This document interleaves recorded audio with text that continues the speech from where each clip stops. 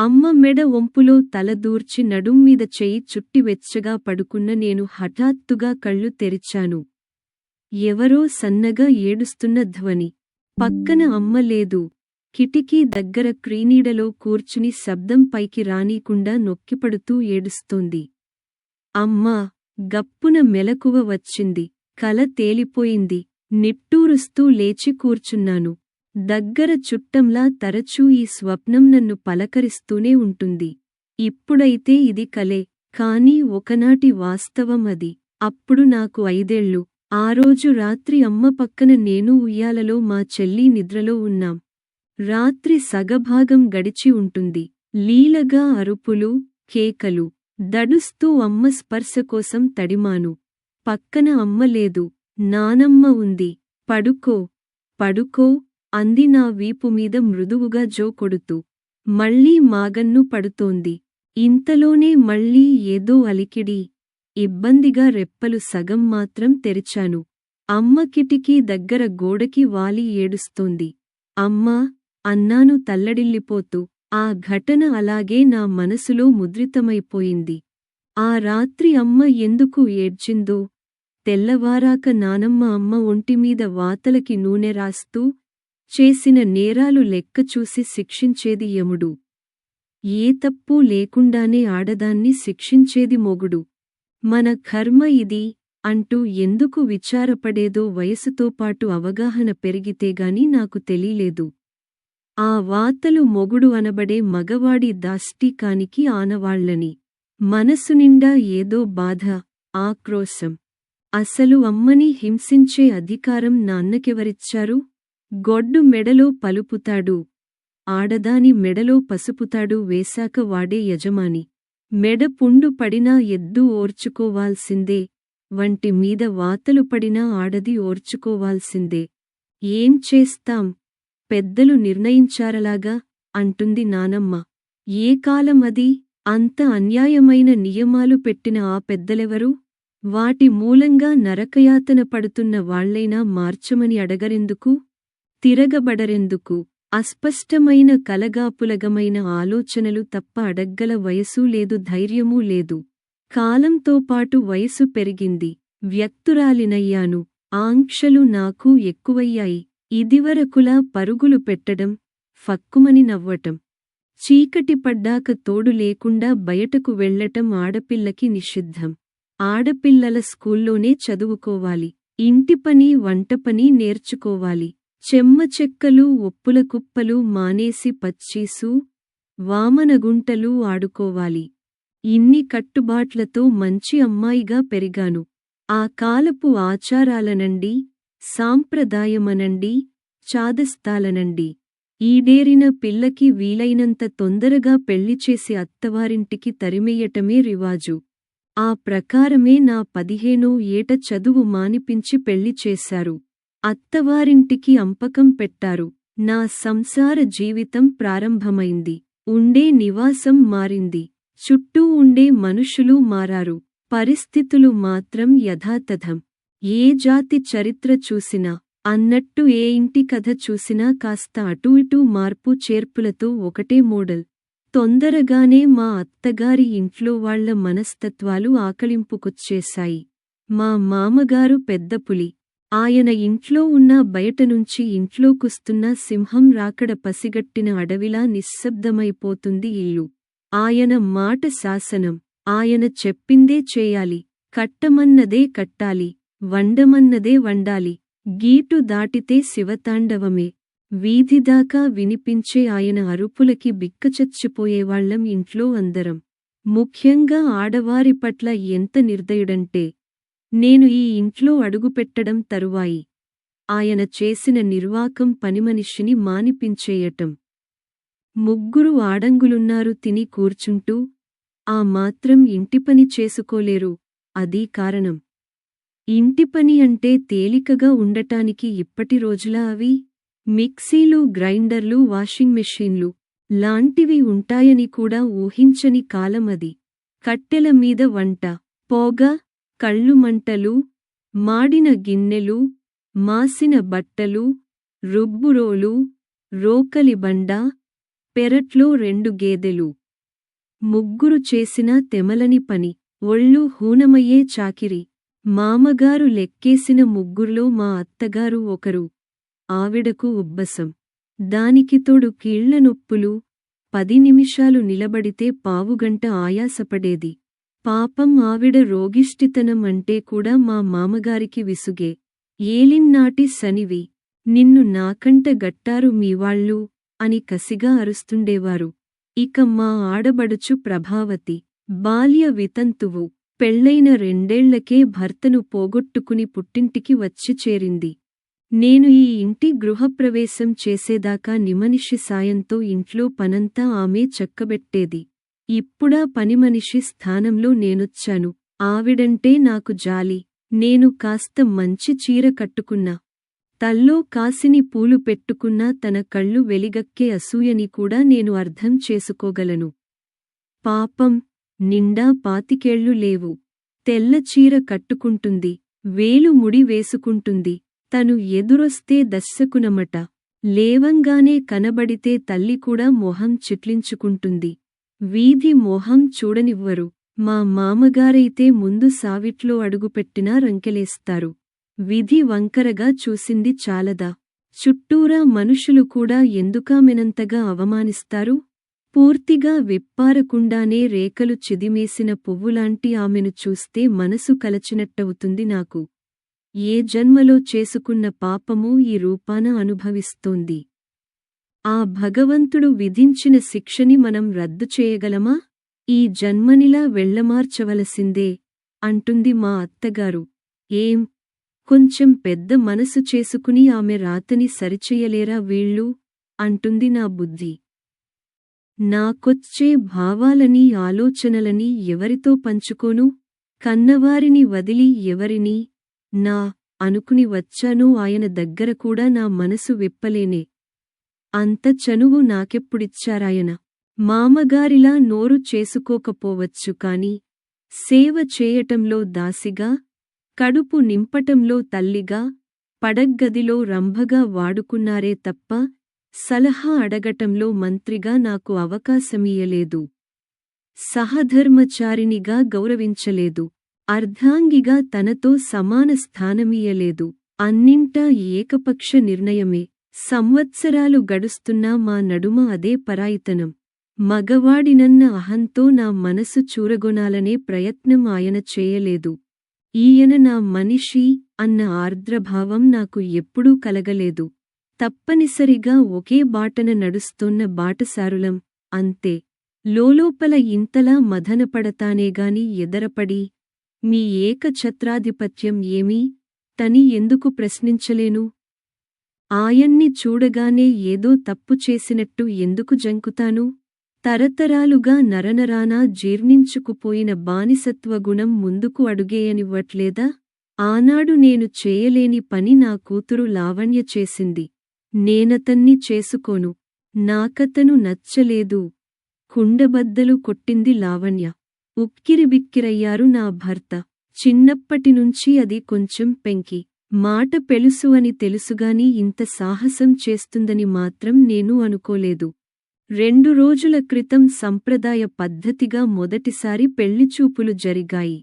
పిల్ల నచ్చిందని కబురు వచ్చింది వాళ్లనుంచి. తొలిగా చూసిన సంబంధమే కుదిరిపోతోందంటే ఆడపిల్లకి ఎంత అదృష్టం కలిసొచ్చినట్టో. ఇంటిల్లిపాది ఏనుగెక్కినంత సంబరపడిపోతున్నాం. కట్నాలు లాంఛనాలు మాట్లాడేసుకుని నిశ్చితార్థానికి ముహూర్తాలు కూడా పెట్టేసుకుంటే మంచిదనుకుంటున్నప్పుడు విచ్ఛేదనం చేసింది లావణ్య.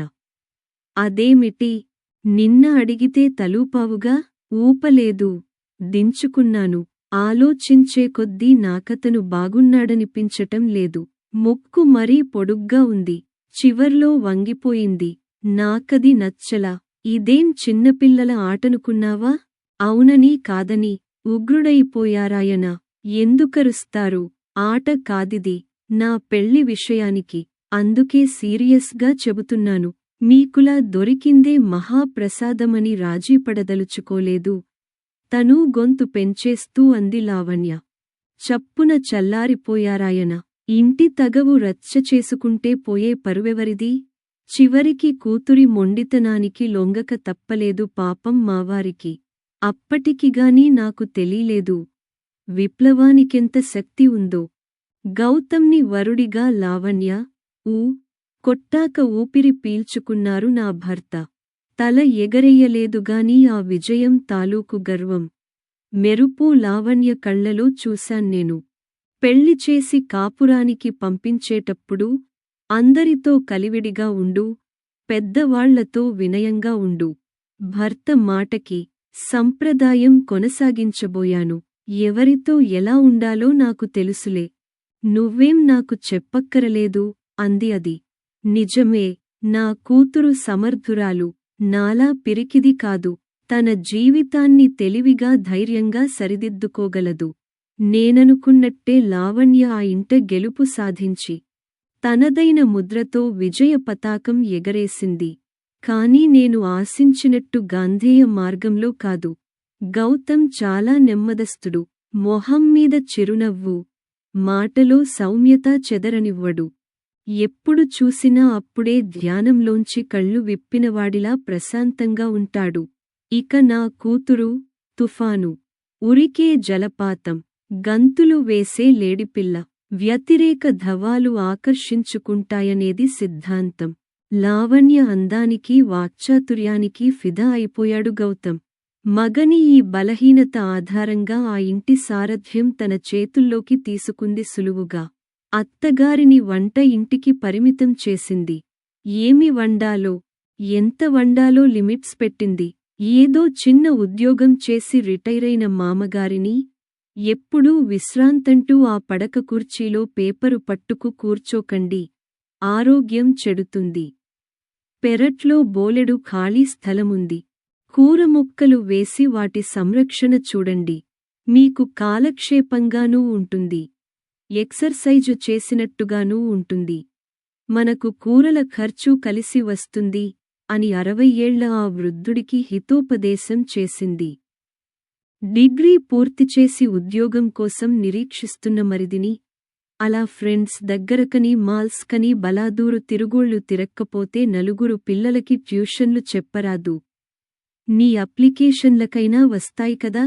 మీ అన్నయ్య ఒక్కరు ఎంత బరువుని మోస్తారు? చిన్నపిల్లాడివి కాదు, అర్థం చేసుకో అని బుద్ధులు చెప్పింది. అందరికీ పనులప్పగించి తనుమాత్రం రింగ్ మాస్టర్లా అందరినీ కంట్రోల్ చేసే బాధ్యతని తలకెత్తుకుంది. మొదట్లో కాస్త ఒద్దికగానే చెప్పింది. రానురాను శాసించటం దాకా వచ్చింది. ఈ మూకని పోషించలేక మా ఆయన, అడ్డమైన సేవలు చేయలేక నేను చచ్చిపోతున్నాం అని గత్తర చేయటం కూడా నేర్చుకుంది. ఓర్పుకి కూడా ఓ హద్దుంటుంది. అది దాటితే అప్పట్నుంచి ఆ ఇంట్లో కీచులాటలు తలెత్తాయి.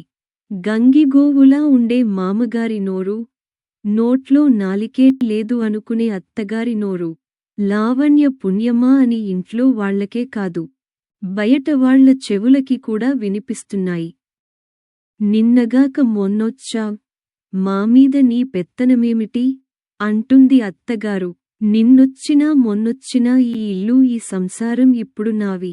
నాకు నా భర్త తప్ప మిగిలినవాళ్లందరూ ఎక్స్ట్రానే. నా చెప్పుచేతల్లో ఉంటారా సరే, లేదంటే మీ తోవ మీరు చూసుకోవలసిందే. సరిగ్గా ఈ మాటల్లోనే చెప్పకపోయినా లావణ్య చెప్పే సమాధానానికి అర్థమదే.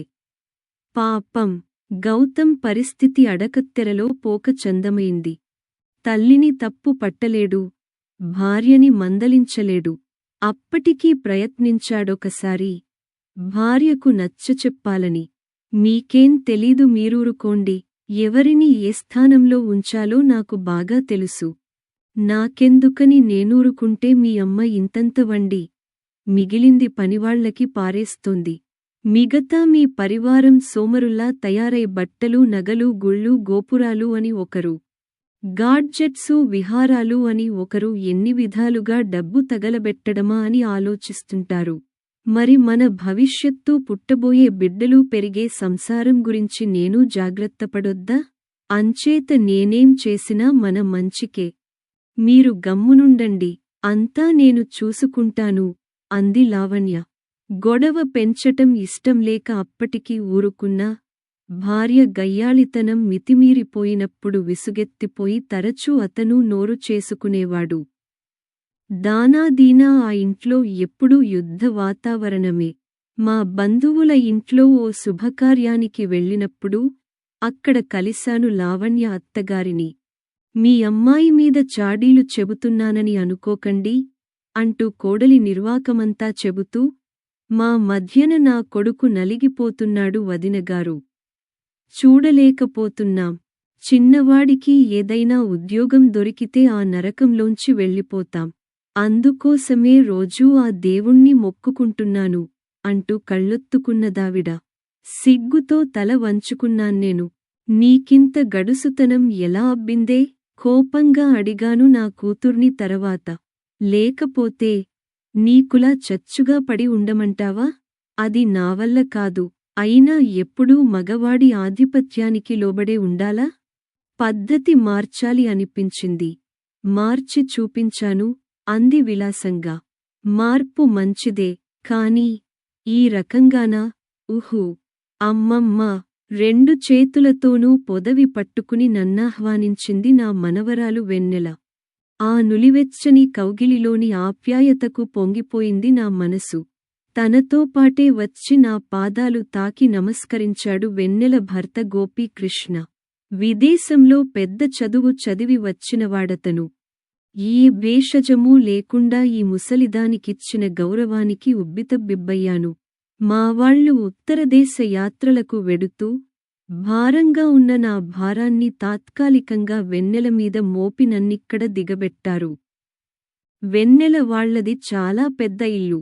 వాళ్లు నాకిచ్చిన గది చాలా విశాలంగా ఉంది. లేత గులాబీరంగు గోడలు, పెద్ద పెద్ద కిటికీలు, నైట్ క్వీన్ మీదుగా వస్తున్న గాలి వింజామరలు వీస్తున్నట్లుగా హాయిగా ఉంది. మెత్తని పరుపు. నా కళ్ళు మూతలు పడేదాకా నా మంచం మీదే కూర్చుని కబుర్లు చెప్పింది వెన్నెల. ఆ రాత్రి చాలా ప్రశాంతంగా నిద్రపోయాను. తెల్లవారగానే తలుపు తోసుకుంటూ లోపలికి వచ్చాడు గోపీకృష్ణ, చేతిలో ట్రేతో. గుడ్ మార్నింగ్ అమ్మమ్మ!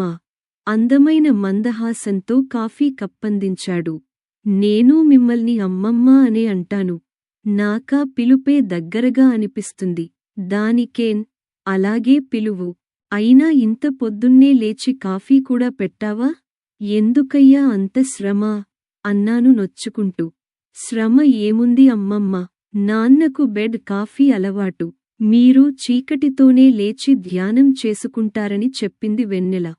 నాన్నతో పాటు మీకు ఓ కప్పు కలిపాను అన్నాడు చిరునవ్వు చెదరనీకుండా. వెన్నెల ఇంకా లేవలేదు. రాత్రి 2:30 అయింది. తన ఆఫీసు వర్క్ పూర్తయ్యేసరికి. ఇంకాసేపైనా పడుకోనిమ్మని నేనే లేపలేదు అన్నాడతను వెళ్ళిపోతూ. తల్లి ఛాయలు రాలేదు గదా అన్న నా అనుమానాన్ని తుంచేస్తూ. గోపీకృష్ణ వెళుతున్నప్పుడే అతని తండ్రి విశ్వనాథంగారు వచ్చారు గదిలోకి. బావున్నారా అమ్మా అంటూ.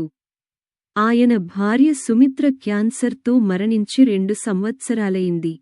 ఇక ఉద్యోగం చేయాలనిపించక రిజైన్ చేసేసి ఇక్కడ కొన్నాళ్ళు అమెరికాలో ఉంటున్న కూతురి దగ్గర కొన్నాళ్ళు ఉంటుంటారాయన. 10 నిమిషాలు అవి ఇవి మాట్లాడాక, 10 అడుగులు వేయగలరా అమ్మా? కాసేపలా వాకింగ్కు వెళ్ళొద్దాం అడిగారాయన. ఒంట్లో సత్తువ ఉన్నంతవరకు విరామమెరుగని చాకిరీ, వయసు ఉడిగిన ఈ స్థితిలో భగవంతుని స్మరణ తప్ప మరో ఆలోచన మరిచిపోయిన నాబోటి దానికి ఇదో కొత్త అనుభవం. నడవగలను, పదండి అన్నాను. ఆ ఉషోదయవేళ చల్లటి గాలుల్ని పీలుస్తూ ఉద్యోగరీత్యా దేశమంతా తిరిగొచ్చిన విశ్వనాథంగారు ఆ విశేషాలు మెత్తని స్వరంతో చెబుతోంటే వింటూ మంచు కురిసిన ఆ పచ్చిక మీద నడవటం నిజంగా అద్భుతం. ఇంత సుందరమైన అనుభూతులుంటాయని తెలీకుండానే జీవితమంతా నిస్సారంగా గడిపేశాను. నిజంగా విచారమనిపించింది. మా సుమిత్ర చేసింది అలవాటు. నా మొహంలో బయటపడిపోతున్న సంభ్రమాన్ని చూసిగావును అన్నారు విశ్వనాథంగారు. మనసుకి శాంతి, తనువుకి విశ్రాంతి ఇది అంటుంది సుమిత్ర. నేను గమనించాను సంభాషణలో ఏదో మిషమీద భార్యని తలుచుకుంటూనే ఉన్నారాయన. భర్త హృదయాన్ని గెలుచుకున్న సుమిత్ర ఎంత అదృష్టవంతురాలు. మేము వచ్చేసరికి ఎలక్ట్రిక్ మెషీన్తో ఇల్లు శుభ్రం చేస్తున్నాడు కృష్ణ ఈల వేసుకుంటూ. మనసు చివుక్కుమనిపించింది. ఇంకా లేవలేదా ఈ దొరసాని? ఎంత అలసిపోతేమటుకు తను చెయ్యాల్సిన పనులు మొగుడు చేస్తుంటే ఎలా నిద్రపడుతోంది దానికి? అంతలోనే వచ్చింది వెన్నెల. బ్రేక్ఫాస్ట్ రెడీ అనుకుంటూ. సారీ అమ్మమ్మ, పొద్దున్నే లేచి నీకు సుప్రభాతం చెప్పాలనుకున్నాను. ఈ కృష్ణ చూడు, నన్ను లేపలేదు. నన్ను చూసి అంది, భర్త వంక కినుకగా చూస్తూ. వెన్నెలమీద అనవసరంగా అపోహపడ్డానా? ఇద్దరూ కలిసి డైనింగ్ టేబుల్ సర్దేశారు. నాకిష్టమని పెసరట్టు, ఉప్మా చేసిందట. వెన్నెల పెసరట్లు ప్లేట్లలో పెడుతోంటే కృష్ణ గ్లాసుల్లో మంచినీళ్లు నింపాడు. అలా ఇద్దరూ ఒకరికొకరు అందించుకుంటూ చకచకా పనిచేస్తుంటే ముచ్చటగానే ఉందిగాని, ఏదో చిన్న ఎబ్బెట్టు, రచ్చలో కూర్చోవలసిన రాజేంద్ర భోగి ఇలా మంచినీళ్ళూ పచ్చళ్ళూ వడ్డిస్తూ, రా అమ్మమ్మా, వెన్నెల పిలిచింది. నాకు మొహమాటం వేసింది. మగవాళ్లు తిని వెళ్లిన తరవాతే ఆడవాళ్లం తినటం ఇప్పటికీ మా ఇంట అలవాటు మరి. ఎంత పని రద్దీలో ఉన్నా, ఉదయం బ్రేక్ఫాస్ట్కి రాత్రి డిన్నర్కి అందరం డైనింగ్ టేబుల్ దగ్గర కలవాలన్నది మా అత్తగారు పెట్టిన నియమం. బాంధవ్యాలు బలపడేందుకు ఇదో సూత్రం అంటారామే. నా చెయ్యి పట్టుకుని బలవంతాన కూర్చోబెడుతూ అంది వెన్నెల. లోకం విడిచి వెళ్ళిపోయినా ఆమె మాటకెంత విలువ. ముందు తడబాటుగానే ఉన్నదిగాని నలుగురం కబుర్లు కలబోసుకుంటూ నవ్వులు చిలకరించుకుంటూ ప్లేట్లలోని రుచుల్ని ఆస్వాదించటం, నీరసం రోగికి గ్లూకోజ్ ఇంజెక్షన్లా నా స్తబ్దతని కరిగించాయి. ఆనందాన్ని కలిగించాయి. ఫలహారం పూర్తయింది. వెన్నెల టేబుల్ క్లీన్ చేస్తోంది. కృష్ణ అయితే అలవాటైన పనిలాగా గబగబా ఎంగిలి ప్లేట్లు సింక్లో వేసి కడిగేస్తున్నాడు. నువ్వీ ఆడ పనులన్నీ చేయటం నాకు నచ్చటం లేదయ్యా. లే, ఇవి నేను కడుగుతాను అన్నాను మందలింపుగా, అతని చేతిలోని ప్లేట్ల కోసం చేయి జాపుతూ. పాతకాలం వాసనలు పోలేదు మరి. కృష్ణ మందహాసం చేశాడు. మీరు మా తాతలనాటి రూల్స్ చెబుతున్నారు అమ్మమ్మ. మా జనరేషన్లో ఆడపని మగపని అని కేటాయింపులు లేవు. ఆడవాళ్లని బానిసల్లాగా 4th గ్రేడ్కి తొక్కేయటమూ లేదు. మగవాడికి కిరీటం పెట్టి సింహాసనం ఎక్కించటమూ లేదు. ఇప్పుడందరూ సమానమే. లోచించండి అమ్మమ్మ. మీరు పురుష లక్షణంగా భావించే ఉద్యోగం నాతో పాటు వెన్నెలా చేస్తోంది. మరి ఇంటి పని కూడా తనమీదే రుద్దటం సబబా? ఆ శ్రమలో సగం నేనూ పంచుకుంటే తప్పేమిటి? చిన్నతనమెందుకు? కష్టంలోనూ సమాన భాగస్వాములమవటమే కదా దాంపత్యమంటే. ఎలా అబ్బిందితనికి ఇంత విశాలమైన ఆలోచన ధోరణి?